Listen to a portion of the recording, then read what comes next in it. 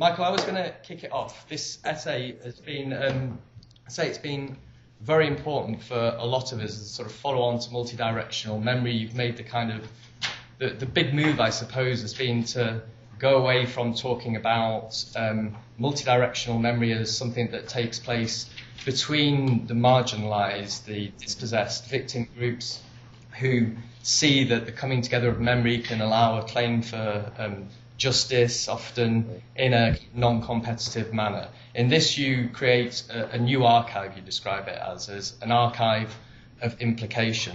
So this is not perpetrators, it's not victims, but it's the sort of vast swathe in between. I wondered if you could just say a little bit about how you come to construct that archive. We can see how it relates here to these particular artists, to Sebold and Kentridge. But one particular move you make in this essay, actually, if I just find the quote, this memorable moment where you describe it, a bit like in a Primo Levi's way, is this kind of grey zone, right?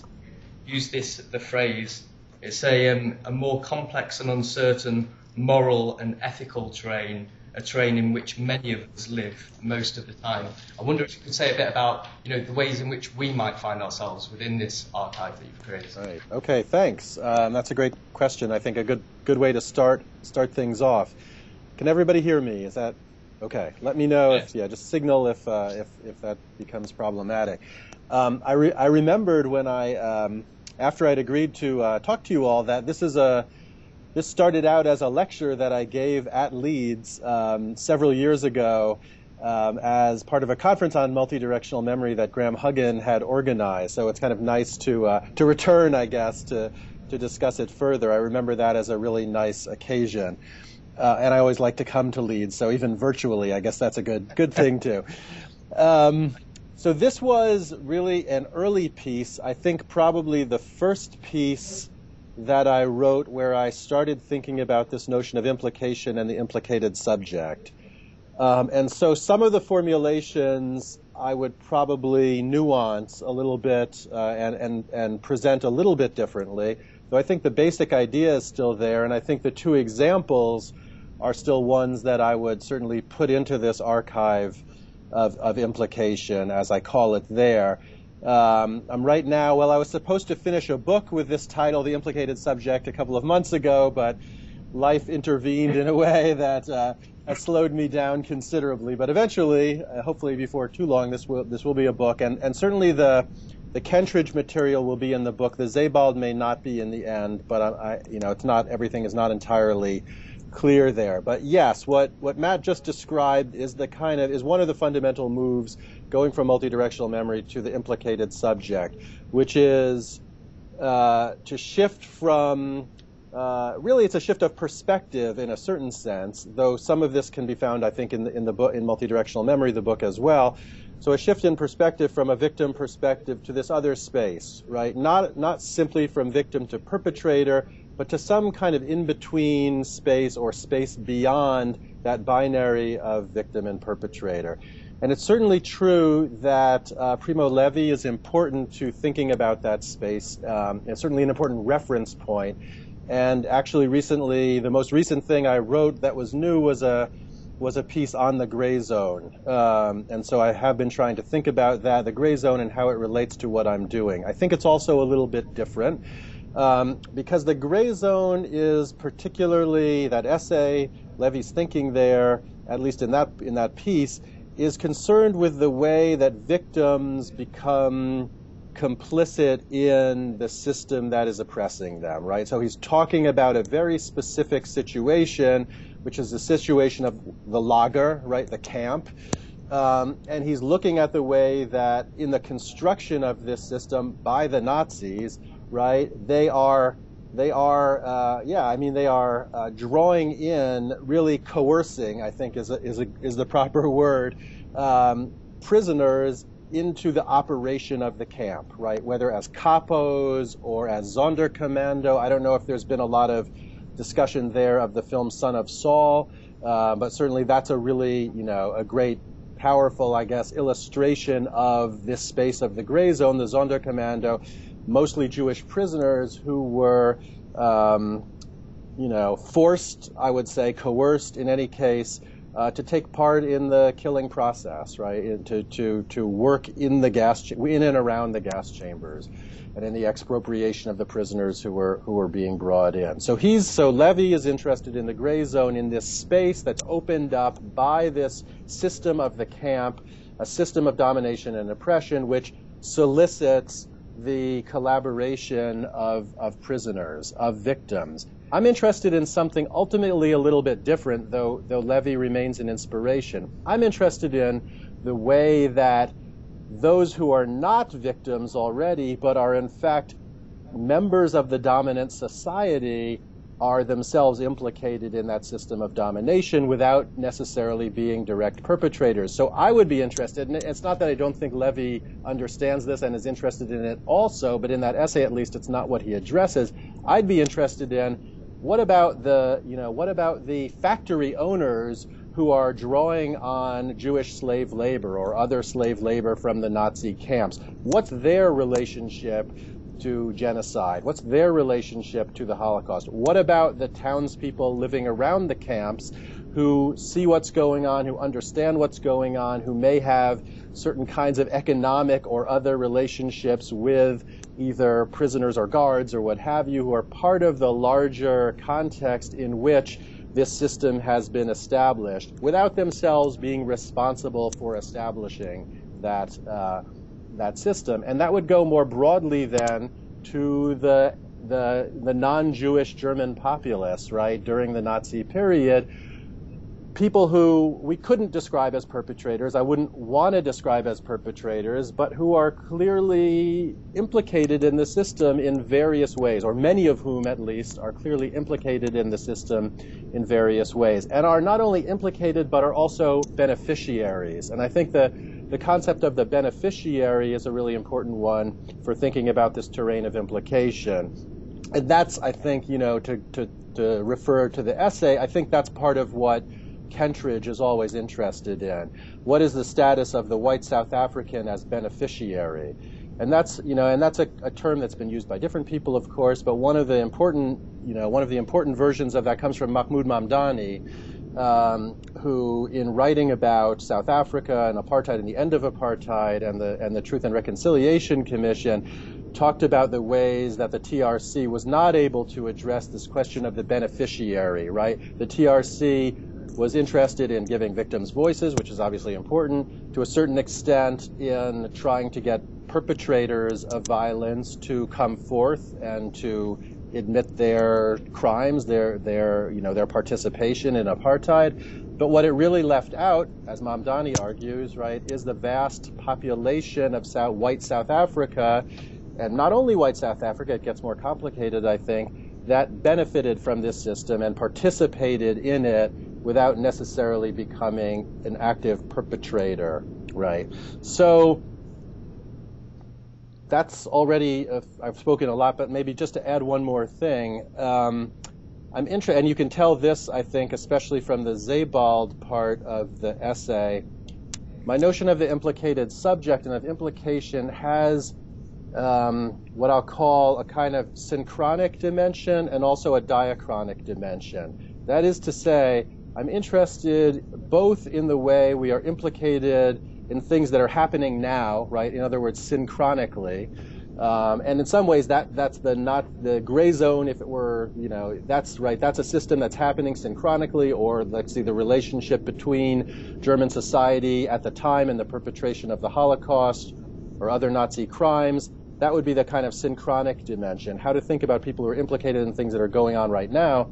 My other interest, though, is also how are we implicated in events that took place before our time, so let's say, before we were responsible agents, before we were even born, right, or when we were very young, or perhaps long, long before we were born. How are we implicated in historical traumas, historical crimes that we have, in some sense, perhaps, that I think needs to be determined, inherited?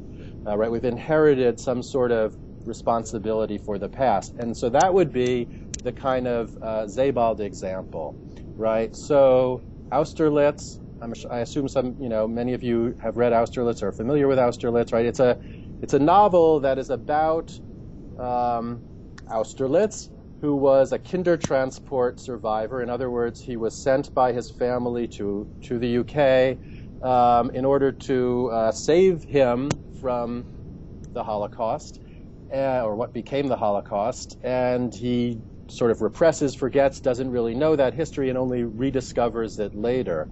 So that's Austerlitz, and so that's a very clear example of something like post-memory, or maybe the 1.5 generation. That's the term that Susan Suleiman uses for this sort of, you were already born, but you were too young to really have conscious memories of it. That's Austerlitz. What I'm interested in ultimately, though, is the relationship of the narrator to Austerlitz, right? So here is this figure, and it's obviously modeled on Sebald himself, and there are lots of little hints and this sort of thing.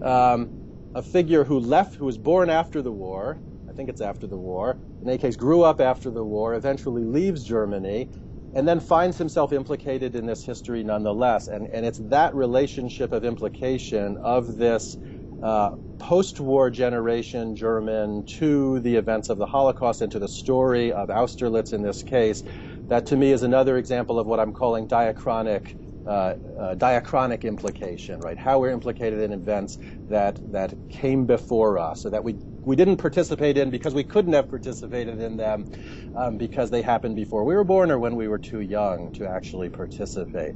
So then the final, one more thing to Matt's question, which was, I have that phrase about most of us, most of the time, are implicated subjects. And I guess I mostly believe that's true, though I realize we're not at all situated in the same way, and that's important to distinguish. But I think we're often, I believe we occupy multiple subject positions. All of us occupy multiple subject positions. And in almost all cases, some of those are going to fall into what I'm calling the position of the implicated subject. So one of the examples that that's important in the book is, and it's actually in a kind of transatlantic context, is the question of slavery, right? So what is our implication, especially those of us who are white, but I think, it's more complicated than that. You have to be careful, though. White subjects of the United States or of Britain, right? What is our relationship to the slave past, and in what ways are we beneficiaries? In what ways are we heirs of that kind of racialized violence? And one of the things I work on in that chapter a bit is the legacies of British slave ownership project. I think I have the name right, that Catherine Hall and others have established. And it's this archive there of the reparations that were given to slave owners at the time when slavery was abolished in the British Empire. And the only reparations that were ever given were to the slave owners. That's interesting in of itself, but it also then allows them to trace forward, the passing on of this inheritance, right? Which is in some ways a material inheritance of actual, country homes and amounts of money and all of this sort of thing, but also symbolic, inheritance, cultural inheritance, questions about identity and race and nation and this sort of thing. So that would be one example of how I think it applies to many of us. And I think there are lots of other examples, and the archive that I construct or the archive that I explore in the book is obviously going to be only very partial, because to me at least, this opens up a lot of questions. And, as with multidirectional memory, I don't intend to explore them all. It wouldn't be possible, and certainly then I would never finish the book. But I hope it's suggestive and something that people then can take up in other contexts that interest them, if it's useful. So I'll stop there. I touched on lots of things that we've been talking about in our discussion earlier, not least connections to transatlantic slavery. Okay, great. Hello. Hi. Thank you very much for your time. Sure. The name I was going to mention, if you haven't looked at his work already, is David Olusoga. No. British Nigerian writer, BBC journalist, whose work is on the BBC series he did recently was Britain's Slave Owners. Yeah. And he looked at compensation given to people like the Harwards here in Yorkshire, Right. and Gladstone's ancestors. Right. So, Thank you. my question is a provocation, really. Okay. So I'm going to ask you, what do you feel are the dangers of an archive of implication being misused to support white, Eurocentric, supremacist, revisionist narratives of Ma'afa or Mangamizi or the Shoah.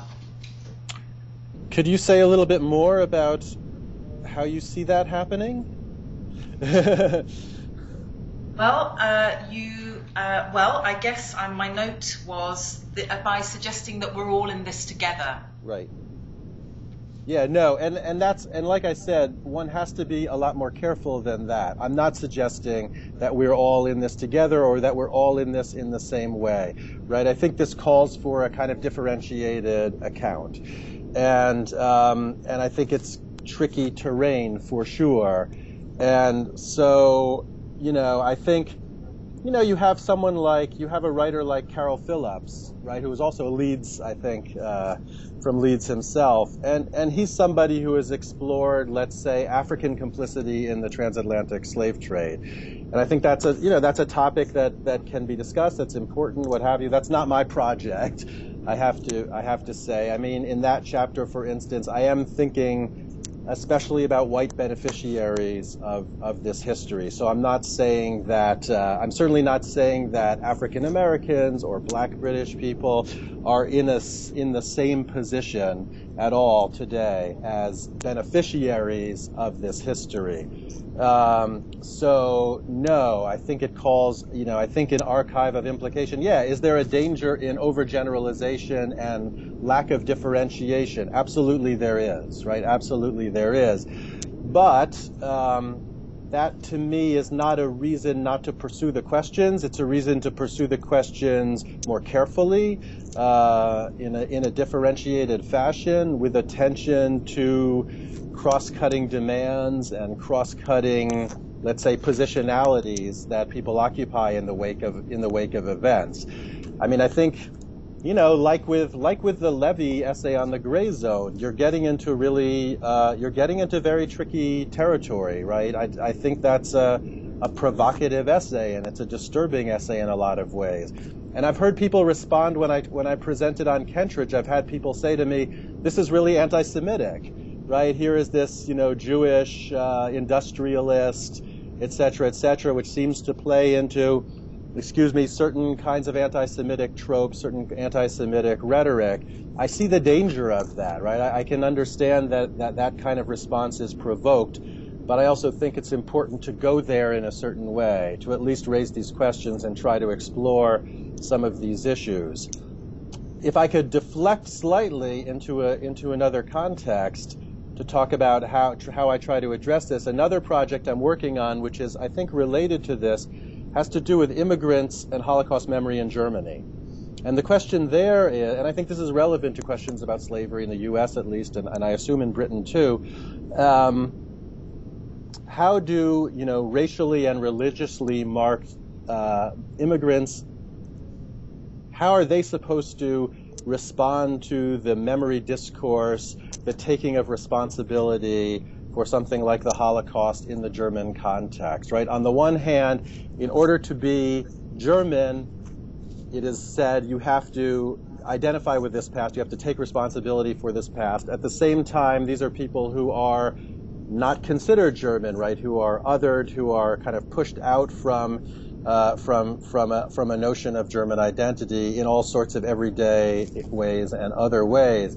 And so, again, I'm not there to prescribe how people should respond to this dilemma, because I think it's a real kind of double bind is the way that we describe it in our work. It's a collaborative project. But what's interesting to me is the way that people develop ways of responding, of creating a kind of memory work, of taking certain kinds of responsibility in relationship to a past that not only weren't they alive for, but that the dominant society doesn't even think has anything to do with them, right? That they are excluded, and yet at the same time are saying, well, this also speaks to us. This is also in some way our history, and we're going to try to work through it and respond to it in our own ways. And that's not going to look the same way as, let's say, a Sebald or a third-generation white Christian German child. but there's also a refusal to say I'm outside of these questions, right? There's a refusal to say this has nothing to do with me. So it's a kind of claiming of belonging in a complicated way, which goes along with a certain kind of claim of responsibility for memory work, but also that kind of shifts the discourse toward other questions. In the case of Turkish immigrants in Germany, for example, which is the primary interest there, questions about the Armenian genocide start to arise. So, right, other forms of implication, other forms of responsibility start to enter into the picture. So I don't know, I may have gotten too far from your initial question, but to say that I think it's a problem that has to be posed and has to be worked out. And I think I see the risk, I understand the risk, but I don't want to at all give the impression that what I'm saying is that we are all somehow implicated in the same way, implicated equally, implicated in the same histories, in the same positions. That's not at all the point of the project. And maybe that's something that has to be developed throughout the project and worked out throughout the project. And I know with multidirectional memory, when I finished it, people were still posing questions to me about, well, okay, multidirectional memory, but is it really all the same multidirectional memory, right? How do you start to distinguish between different versions of multidirectional memory? Are they always politically progressive or productive? Can they also serve other kinds of means? And the answer is, of course, yes, they can. And then you have to do that work of differentiation. So another essay that I wrote around the same time as this Sebald Kentridge one, after finishing multidirectional memory, was the essay called From Gaza to Warsaw, in which I try to kind of map out different positions and political implications of different forms of multidirectional memory. They're thinking specifically, and this is also going to be in the new book, about the implication of Jewish diasporic subjects in the policies of the State of Israel, right, and in the occupation.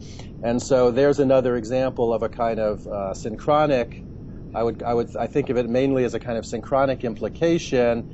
As a Jew, even as a Jewish American, I feel implicated in what is happening in this state which I've visited for a few days in my entire life. I really have nothing to do with, on the one hand. On the other hand, I feel interpolated, partly because they claim to speak in my name, right? And so I feel I need to respond to that interpolation in a more critical way. And again, I'm exploring people who have responded in the same way. So I'm not just making this up, but actually, dealing with artists and intellectuals and writers who themselves are trying to work with that kind of, work through that kind of implication. So, but then I also say, to show you how I think it becomes complicated, in some ways I think my implication in that history has more to do with being an American than it does to do with being Jewish. Because it's the U.S. government, which is sending billions of dollars of military aid every year, that, my tax dollars, in other words, that also connects me in a very material way to what is happening thousands of miles away.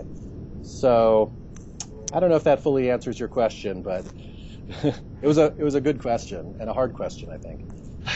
And what was your name? I never got your name. Sorry. Romy. Okay. Thank you. You've mentioned Austerlitz. Don, do you want to go for your question next? There's a few things we could move on to, but maybe Don, you want to answer that question? Yeah, sure. Hi. You are? My name is Dominic. So the fact that you're not writing, or might not be writing a chapter on Sebald for the book, means maybe you've stopped thinking about it, but you can try. Sure. So I guess you sort of answered this before when you were talking about the fact that it seems as if Austerlitz, the character, is of interest, but then of course we might actually think, okay, well, who is the person narrating? Who is the subject who is actually engaging with this character? But a common charge which is levelled at Sebald's work is that there are kind of no narrating subjects. There are no characters to speak of.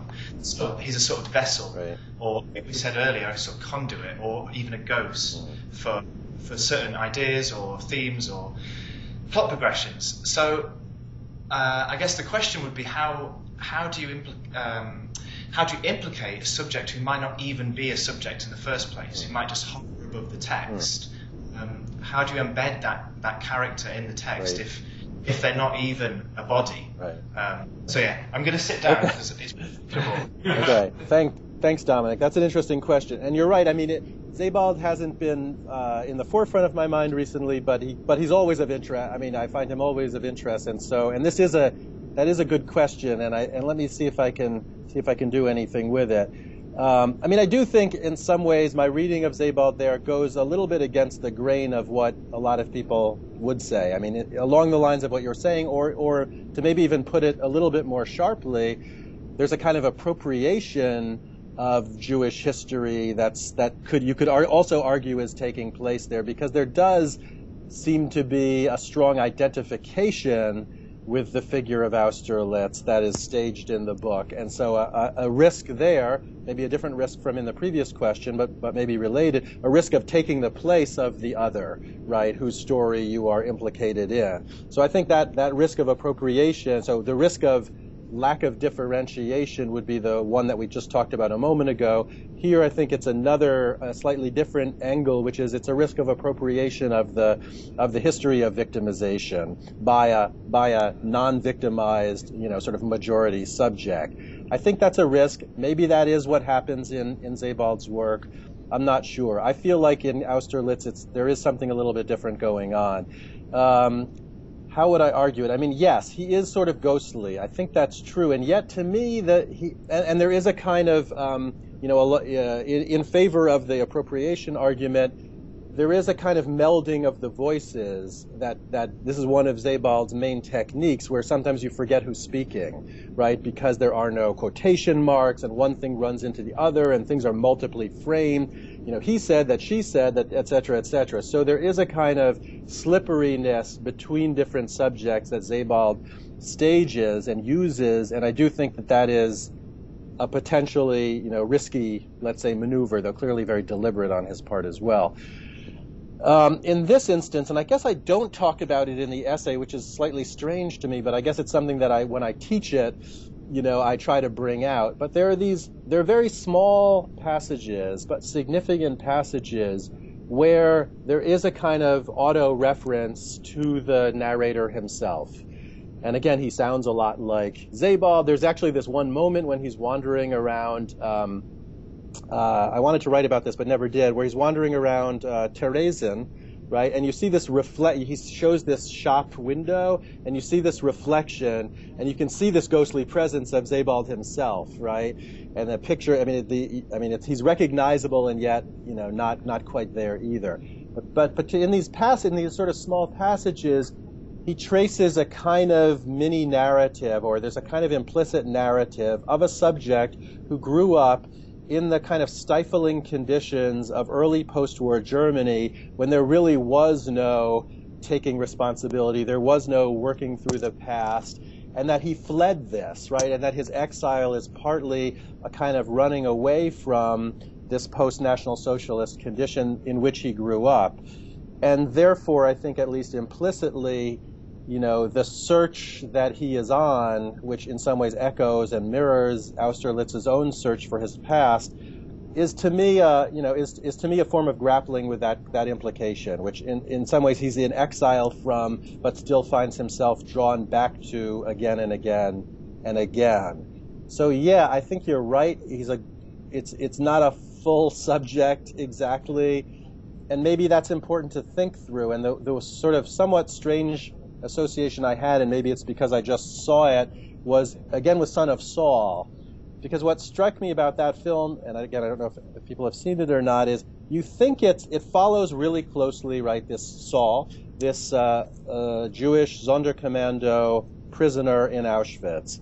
And it follows, and when I say follows closely, I mean the camera literally follows him very closely, right? It's these intense close-ups, either on his face or on his back or what have you. You're almost always in his orbit.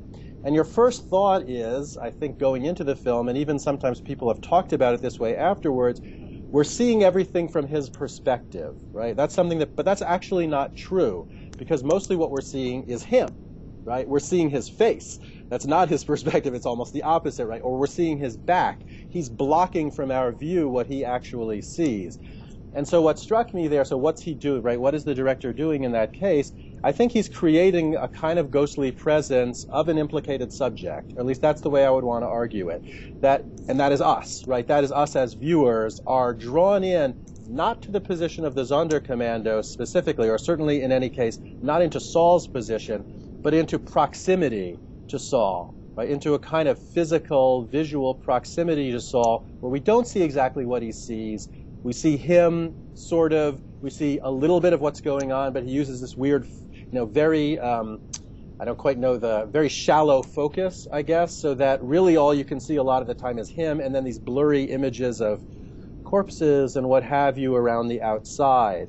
And so we don't get a kind of direct, we're both there and not there at the same time. And there's something like that. It's, I don't know if it's a good analogy or if it really would hold up, but I think there's something like that in Sebald as well, where we're really close to this, Jewish second generation, 1.5 generation survivor, and yet we don't quite occupy his position. He tempts us to maybe identify and take and appropriate that position, but in my mind, at least in this novel, he successfully keeps us just distant enough and sort of gives us just enough of his own positionality as post-Holocaust non-Jewish German that it really starts to open up these questions of implication and not just identification, appropriation, and not just the experience of the victim or the child victim. So that's about, I think, as much as I have to say about that, but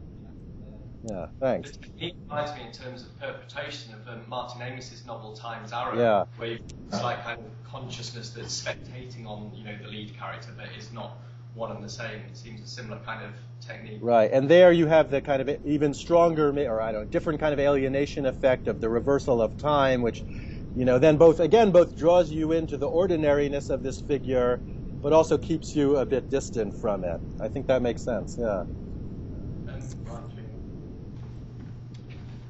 Hello. Hi.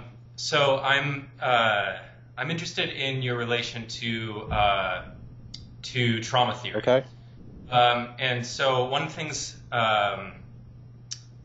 that stands out to me is there's this the very phrase implicated subject, right? I think it's a really useful and helpful phrase.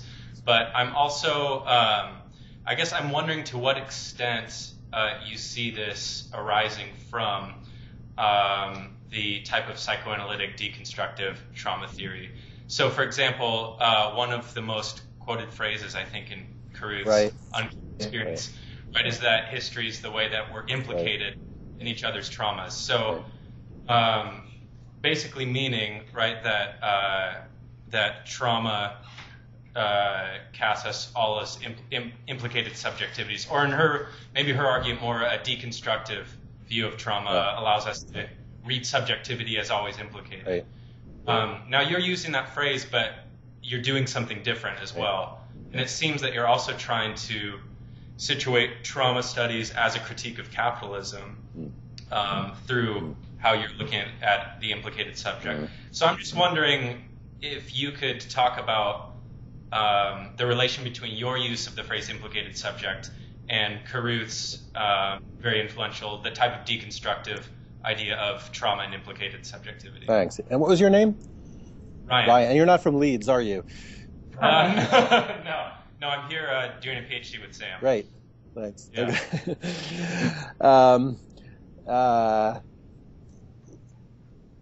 Yeah. That's a good question. And I know that you talked to my friend Steph Craps a few weeks ago, is what I've heard. And so, I've been, Sam and Steph and I have been in dialogue for a long time.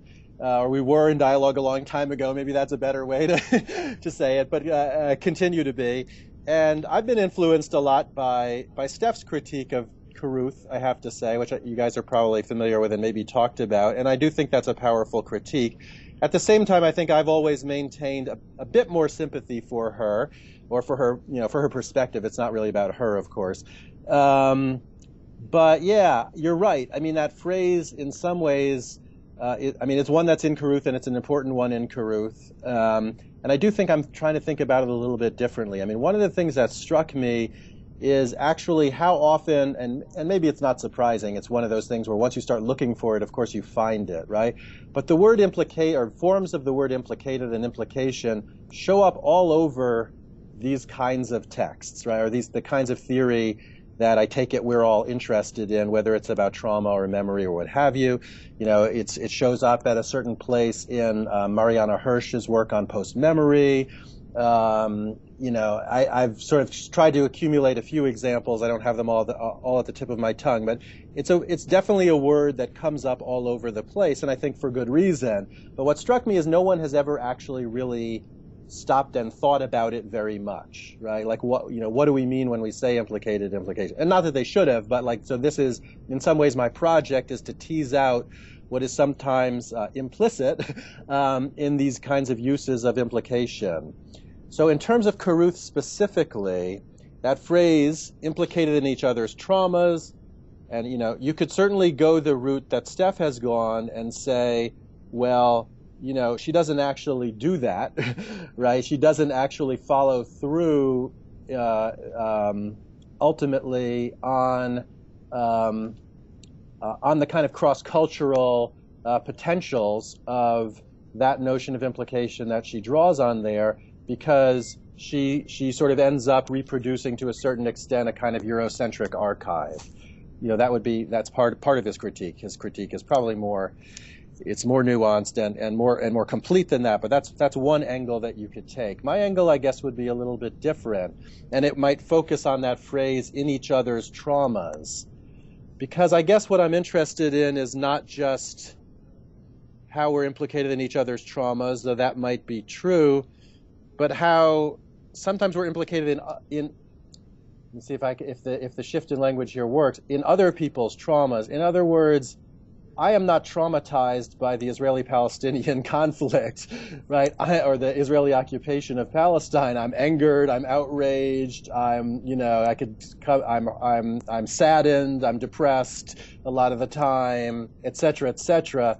That's not my trauma, right? It's somebody else's trauma. And so I think I'm trying to shift out of a comparison of traumas, right? Which again is to go back to Matt's original point.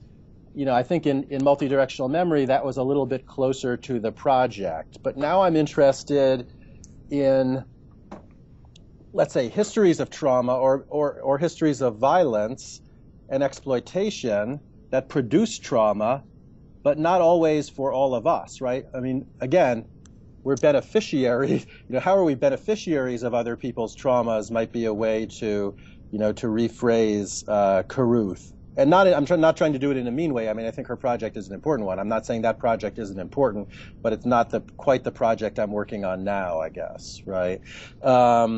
So if we're implicated in each other's traumas or in others' traumas, it's not, and it goes back to, was it Rami's question? You know, we're not implicated in the same way. And so if Sebald presented Austerlitz's story as if he was implicated in Austerlitz's trauma in that sense that Carruth is evoking, I have a trauma, you have a trauma, these traumas are connected, that would be really problematic to me, right? The post-Holocaust non-Jewish German is not implicated, is not traumatized in the way that, let's say, an Austerlitz figure would be. And that would go for other histories as well. So that's a shift that I've taken. And again, that's not really a critique of Carruth's phrase, it's just to say that I'm trying to do something different.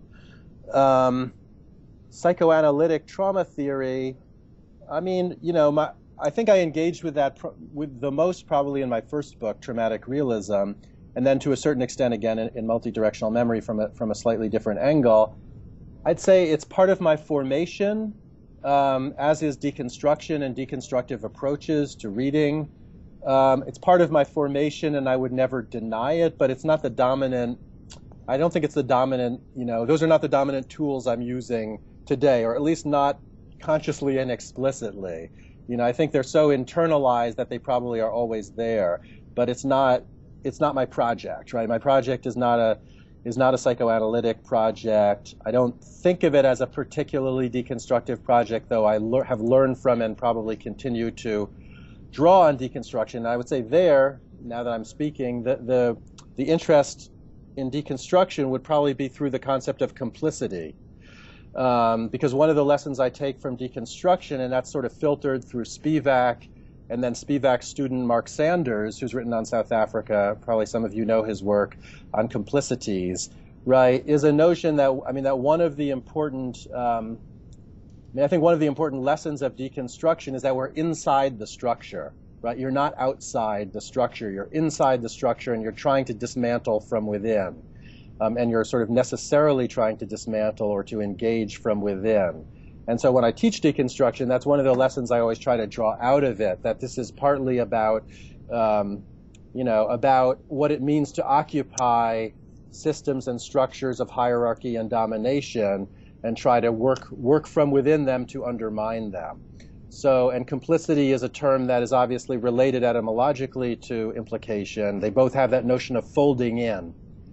And the reason I don't use complicity but implication is partly because complicity's been done, but also because I think I'm trying to get at a slightly broader form of historical relation. I still, even though complicity has been generalized in important and useful ways by people like Sanders, also my colleague Debarty Sanyal, Naomi Mandel, lots of, various people, Christopher Kutz, I think it is, a legal thinker, have talked about complicity in really interesting ways. Complicity, to me, still implies a greater proximity to guilt and culpability than implication does, right? That if to be complicit in a crime is actually to participate it in a way that is potentially legally, what's the word? You could be legally held accountable. And the cases I'm interested in are usually ones where you can't legally be held to account. I'm interested in things that go beyond the law in that sense, right? Forms of responsibility that are not legalistic in nature, but open onto other forms of political, moral, historical responsibility, right? So implicated subjects are not ones that you would take before a court. I think it's an important distinction, right? These are not people you would charge with crimes. It's something else. And they are the person who's been, and this is getting away from, it's getting away from your question, but maybe it's a way of answering it. What are the resources that I've drawn on other than psychoanalytic deconstructive trauma theory? It's certain works of political theory, I guess, starting with Karl Jaspers, The Question of German Guilt. A really important, I think really important book written in the immediate aftermath of the Holocaust by somebody who stayed in Germany but was critical, right? Took a kind of internal difference from the Nazi regime for sure. I think was married to a Jewish woman, in fact, a friend of Hannah Arendt, and and was trying to convince ordinary Germans that in fact they did bear a kind of, he called it guilt, it's not the word I would use. They did bear a kind of guilt for what had happened, but it wasn't a criminal guilt, right? You couldn't talk about a collective criminal guilt of the German people, but you could talk about a moral guilt. You could talk about a political guilt, and then what he called a kind of metaphysical guilt. Now, his terms are not my terms ultimately. I'm interested in what he calls political guilt, though, which is, I think, the responsibility that we possess by virtue of being, in that case, he's talking about citizens, right? Citizens of a particular polity. I think it becomes more complicated than that because it's not only states, I think, that create that kind of political guilt or political responsibility. It could also be classes, social classes. It could be questions of, racial groups or racialized groups, this sort of thing. But Jaspers is important to me. And then Arendt, who I think kind of refines his work in important ways in essays like Collective Responsibility, and thinks about the way that, gets away from the problematic word guilt, though I think still drawing on Jaspers' fundamental insight about political guilt, and says, by virtue of being part of a nation state, you bear a certain kind of responsibility. And this is interesting to me from the other project that I mentioned about immigrants in Germany, even immigrants, when you immigrate into a country, you immigrate into a kind of responsibility. I think it's a little more complicated than she lays out because there are other factors that come into play, like racialization, questions, of class, etc. But I think there is something to that as well. that you can immigrate, that you do immigrate into certain, by virtue of being part of a new collective, you take on certain kinds of responsibilities when you join that collective. So, trying to think if there are other ways to, to come back to. So I don't know, am I still working within trauma theory? I'm not really sure. I'm not entirely sure. I mean, I guess I have. there are a couple of pieces like the one I wrote for the book that Sam co-edited, right? Trauma Studies for Implicated Subjects, I think I called it, where I'm engaged with trauma theory and trauma studies, but I guess I would want to be pushing it in a slightly different direction from the psychoanalytic model, and again from what I call the victim-perpetrator imaginary, which I think kind of which is central to trauma theory. That would be for me, again, the problem. And problem is a little harsh because I think it's still important to work with those categories. I'm not saying, and I don't want anyone to hear me saying that there are no victims and there are no perpetrators. Again, that's not at all my point.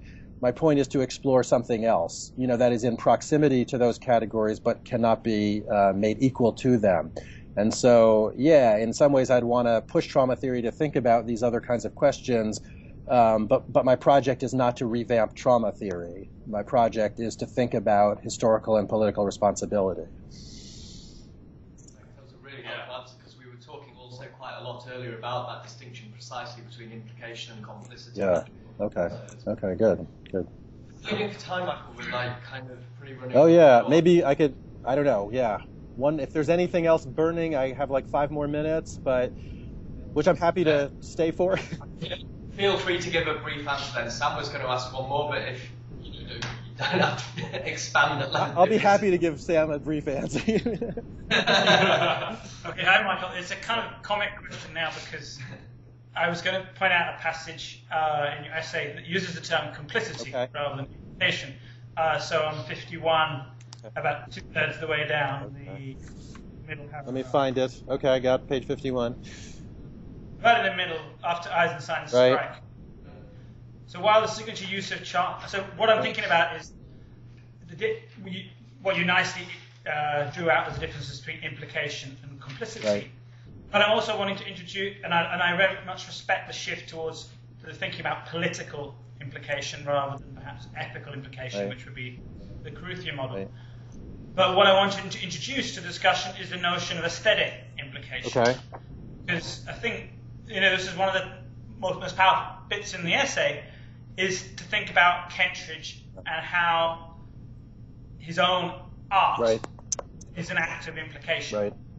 And you do that nicely by, at some points you say that he's working his way out of implication, if you like, by revealing the mechanisms of forgetting. So his charcoal palimpsests reveal what's being lost, and the traces remain, unlike history, which wants to cast aside those traces. And your other essay on Kentridge, you talk about that in a Benjaminian way. So in this sentence, though, you use the term complicity. Yeah. What's going on? You say, mine also reveals the magical metamorphoses made possible by Kentridge's technique, to be complicit with Soho's power to control labour and nature. Right. And then in the next paragraph at the beginning you say Kentridge's answer to the industrialist power to control time and space and the natural and human worlds consists not in the refusal of those powers, but in their self-conscious appropriation. Right. So on the one hand you're posing Kentridge as Soho, and them both as kind of metamorphosing and objects and people to their end. On the other hand, you're posing Kentridge as opposing, in some sense, capitalism, or opposing capitalism's attempt to efface labour. Right. Let's leave it at that for a moment. Okay. I mean, was that term complicity an accident? Because we had something very sensibly said. You were talking about complier and the idea of folding in. What was more important here? Any distinction between implication and complicity? Right. It seems interesting that, for me, what's going on in Kentridge is he's obviously an identification with Soho because Soho looks like him. Right. The phrase that we got the way in which this isn't the ghostly subjectivity in Sebald, it's a much more embodied one. For sure. You've got someone who is saying, yeah, I am this capitalist mining tycoon, but I'm also this artist. Right. And that kind of captures for me this kind of sense of complicity. I don't want to go with Sanders either, but maybe you could articulate a little more why you used the term complicity there. I definitely can't do that. But I think that's a lot already, unless there's something else you want to. Thanks. Yeah, I mean, so I could take the easy out and say, well, I wrote this a long time ago and hadn't really worked it all out. So my use of complicity there is just I might use a different word today, and that might be true, but I guess I'm not, again, like with victim and perpetrator, I'm not saying we should throw out the word complicity. And I guess in some way, I mean, I think there are some versions of complicity that are, that could be folded into notions of implication as well. So obviously when I'm using the word complicity there, I'm not using it in a legalistic sense, but in another sense. And actually, I think Debarty's book, I don't know if I have around, Debarty Sanyal's book, she kind of lays out some, I think in a nice way, a lot of the different ways that complicity is used. And in French, for example, complicité is also kind of intimacy, right, between friends. So complicity is a resonant, multivocal, that's not quite the right word, has a lot of different meanings. And so I'm not trying to simply say we throw this out or that it's of no interest to me whatsoever.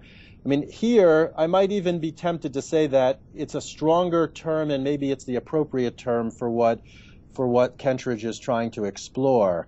And I guess you used the word, and I had already written it down, which was Benjaminian.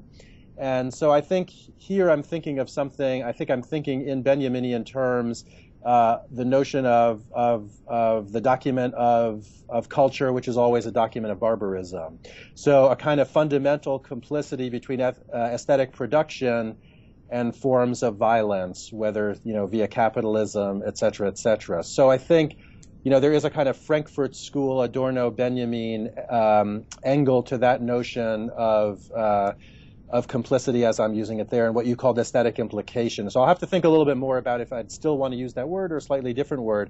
But the other thing you brought out, which I think might be useful here, is that Kentridge has two avatars in his films, right? There's Soho, who is the subject of this film, the industrialist, but then there's also Felix, right? The artist, the sort of more artistic figure. And, he's exploring both of them, and they both seem to have dimensions of Kentridge himself, and they both look like Kentridge ultimately. Though I guess he originally modeled them on his grandfather, and then as he got older, they started to look more like him, which is a kind of interesting twist. And so you might say that Soho, as industrialist and really owner of this mine, and therefore proprietor of these slave labor-like conditions, is complicit in a stronger way than Felix is as a kind of bourgeois artist figure who seems kind of apolitical and is just interested in his love affairs with Soho's wife, as it turns out, right? And this sort of thing. And there you have a more classic, if we could use that term already, a classic implicated subject in the figure of Felix. And Soho's implication is a bit stronger, right? Again, I don't know if it's if it falls into the terrain of legal complicity or culpability or guilt, but it's, by virtue of owning the mine and being responsible for the conditions in the mine, which certainly seem in this film like unlivable conditions, there's a different level of responsibility than for a figure like Felix in this film. So that goes back to our original discussion about the need to distinguish and differentiate between different forms of implication and different implicated subjects, I guess. And so maybe complicity still has a role to play, has a role to play in this story. But your question was especially about the aesthetic dimension, and I think that, I'd have to think a little bit about where else that might come up in the project. I can't offhand think about it. I mean, I think I address it most head on here in the Kentridge chapter. At least that's my thought at the moment. But I think that's I think that's a kind of Benjaminian inheritance. and thinking about the relation between culture and barbarism and the production of culture as critical, but not outside, the folds of violence and exploitation. And so that goes back to, that is maybe, I don't know if that's a deconstructive moment, but again, drawing on the lesson I take from deconstruction, which is that we operate from inside. So you can't simply refuse those tools, even though the tools are complicit or implicated in the system that you're opposing, but you try to work with them, through them, bend them to different means, always being, I think, conscious of and self-conscious of the fact that you're not going to get outside of a certain kind of complicity or implication at the very least. Maybe we'll leave it there. We ended our last discussion talking about the rhino at the end of mine, and it feels like any discussion of Kentridge sort of ends with that natural endpoint, the rhino. But sadly, we don't have time unless you. I'm glad you didn't ask me about that, because I don't think I have a good answer to the rhino, but maybe next time. That was what I was asking about, the rhino. Oh no. Michael, thank you so much. We've gone over time already. We really appreciate you taking the time to talk to us today. We look forward to your book, of course, and thanks very much for us all I've enjoyed it a lot. Those were really great questions. They've really been stimulating for me as I continue to think about the project. And so it's nice to see you all, meet you all, and to see Matt and Sam again. Maybe we can drop by into Leeds in person sometime. I hope so. Good. All right. Thanks very much, So long. Bye. Bye.